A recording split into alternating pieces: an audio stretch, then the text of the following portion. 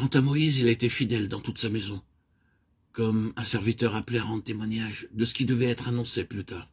Mais Christ l'est comme un fils à la tête de sa maison, et sa maison, c'est nous, pourvu que nous retenions fermement jusqu'à la fin la confiance et l'espérance dont nous nous glorifions. Hébreux 3, 5, 6. Avons-nous remarqué ce qui est dit? Moïse a été fidèle dans toute sa maison comme un serviteur appelé à rendre témoignage de ce qui devait être annoncé plus tard.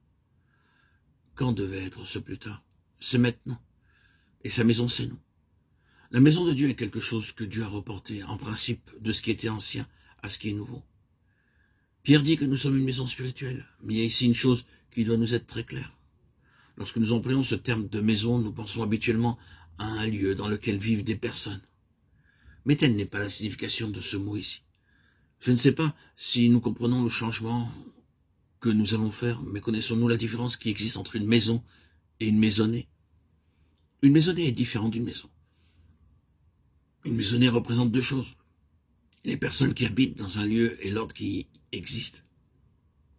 C'est une maison dans laquelle existe un certain ordre. C'est la maison de Dieu composée de ses enfants qui se trouvent sous son ordre. Il est un Dieu d'ordre. Il n'est pas simplement soucieux que les choses soient faites, mais il veut qu'elles soient faites selon sa voie. La manière dont les choses sont faites lui importe tout autant que le fait qu'elles le sont. La maison de Dieu est une maison dirigée par Dieu, selon l'ordre de Dieu. Chacun de ses occupants doit être soumis à l'Esprit de Dieu et se trouve sous le gouvernement de Jésus-Christ. Nous pouvons nous arrêter très longtemps sur la maison de Dieu. Cependant, si nous considérons de quelle manière Dieu avait ordonné la vie d'Israël dans l'ancienne dispensation, nous comprenons combien il est strict à l'égard de ce qui était fait et de la manière dont tout devait être fait. La maison spirituelle et céleste de Dieu fut établie au jour de la Pentecôte et ce fut dès lors son nouvel ordre. En ces premiers jours de la vie de l'Église, deux choses arrivèrent. Dieu demandait que son ordre nouveau fût observé.